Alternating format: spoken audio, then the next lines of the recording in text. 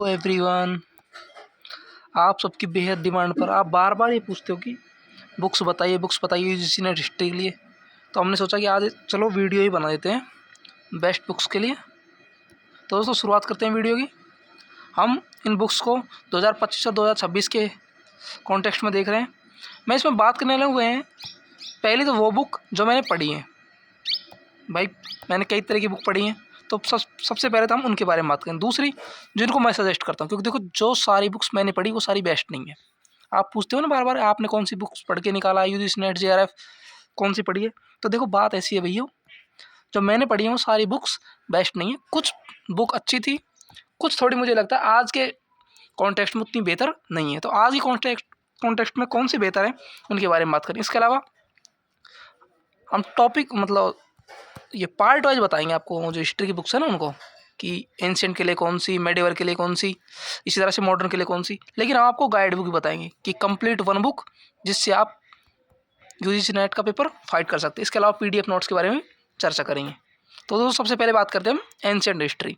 तो ancient history के लिए कोई बुक है तो वो बुक जो मैंने पढ़ी थी वो है केसी श्रीवास्तव। कौन सी दोस्तों? केसी श्रीवास्तव। देखो ये उसकी फ़ोटो लगा दिया मैंने। ये मेरी बुक है जो थोड़ी फट भी गई है, और इसमें लगभग 950 पेज है, यानी कि 950 पेजेस है। एंशिएंट हिस्ट्री की बुक है केसी श्रीवास्तव। लेकिन इसमें प्रॉब्लम क्या है, ये एक तो ये अपडेटेड नहीं है। ये क्या नहीं है? अपडेटेड। थोड़ी ये साइज़ में मोटी है, और ये क्या थोड़ी बहुत ज़्यादा थ्योरेटिकल है, जिसकी वजह से बहुत से मतलब एस्पिरेंट को इसे पढ़ने में कठिनाई भी हो सकती है। तो आप अगर इसे लेना चाहें और अगर आपके पास ये है तो आप इसे पढ़िए, आप कोई दूसरी बुक मत लीजिए एंशिएंट हिस्ट्री के लिए। लेकिन अगर आपके पास कोई और बुक नहीं है तो आप दूसरी बुक का अगर हम बात करें तो वो है उपिंदर सिंह। देखो ये इसका फ़ोटो है, और इसमें लगभग 750 पेज है। इस बुक की खासियत ये है, पहली बात तो इसमें जो केसी श्रीवास्तव उसके सारे फैक्ट्स हैं। दूसरी, ये अपडेटेड है। तीसरी बात, इसमें न्यू रिसर्च को भी ऐड किया गया है, जो नई मतलब ये पूरी तरह से अपडेटेड बुक है एंशिएंट हिस्ट्री के लिए। और सबसे ज़्यादा जो टॉपर्स हैं आज के टाइम में वो भी इसे ही सजेस्ट करते हैं कि भाई एंशिएंट हिस्ट्री के लिए किसे पढ़ो, उपिंदर सिंह को पढ़ो।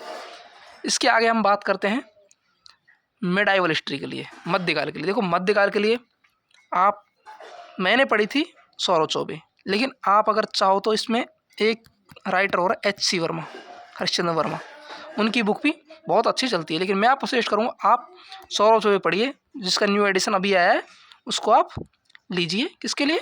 मध्यकाल के लिए, ठीक है ना। इसके अलावा अगर हम बात करें मॉडर्न के लिए, तो मॉडर्न के लिए हम स्पेक्ट्रम सजेस्ट करते हैं। कौन सी? स्पेक्ट्रम लीजिए आप। इसमें क्या है कि आमतौर पर हम देखते हैं क्रोनोलॉजी से बहुत सवाल आते हैं हमारे यहाँ पर। यूजीसी हिस्ट्री में क्रोनोलॉजी से बहुत सवाल आते हैं, ये क्रोनोलॉजी के लिए, मॉडर्न हिस्ट्री के लिए बेस्ट बुक है। इसके साथ आप एक बुक और रख सकते हैं, या तो आप विपिन चंद्रा ले लीजिए, और विपिन चंद्रा अगर आप नहीं लेते हैं तो आप बहुत से मतलब जो टॉपर है वो शेखर बंदोपाध्याय की एक बुक आती है प्लासी टू पार्टीशन, उसको भी सजेस्ट करते हैं। तो आप देख लीजिए। बाकी मैं अपनी तरफ से सजेस्ट करता हूँ वो है स्पेक्ट्रम, और केवल आप स्पेक्ट्रम ही पढ़िए, ज़्यादा झंझट मत पढ़िए अगर आपको केवल नेट निकालना है तो। और अगर हम बात करें कंप्लीट बुक की कि भाई हमें तीनों पार्ट के लिए अलग अलग बुक नहीं पढ़नी, हमें सिर्फ एक ही बुक बता दो, तो वो होगी आर्य कंपटीशन की आती है गाइड, ये भारतीय इतिहास की। ये इंपॉर्टेंट है सबसे ज़्यादा नेट वाले बच्चों के लिए। तो जेआरएफ हाँ आप निकाल सकते हो अगर आप बार बार इसका रिविजन करो, लेकिन अगर ये बुक किसी एग्ज़ाम की गारंटी लेती है तो वो है नेट एग्ज़ाम। नेट एग्ज़ाम को आप इसे पढ़कर आसानी से निकाल सकते हो। मल्टीपल रिवीजन लगेंगे लेकिन आप निकाल सकते हो, ठीक है। तो दोस्तों ये तो थी हमारी बुक की बात। साथ साथ हम बात कर लेते हैं PYQ की, कि हिस्ट्री के PYQ कहाँ से लें, ठीक है। PYQ के लिए देखो अपने यूथ कंपटीशन के आते हैं PYQ, आप उनको पढ़ सकते हो, जो कि बहुत ही अच्छी तरह से लिखे हुए हैं, और जिनका एक्सप्लेनेशन है वो भी बहुत अच्छी तरह से दिया गया है, ठीक है दोस्तों। तो ये थी आज की हमारी बात। तो दोस्तों बताना वीडियो आपको कैसी लगी। तो दोस्तों मिलते हैं अगले वीडियो में, तब तक के लिए धन्यवाद। पढ़ते रहिए और मस्ती करते रहिए।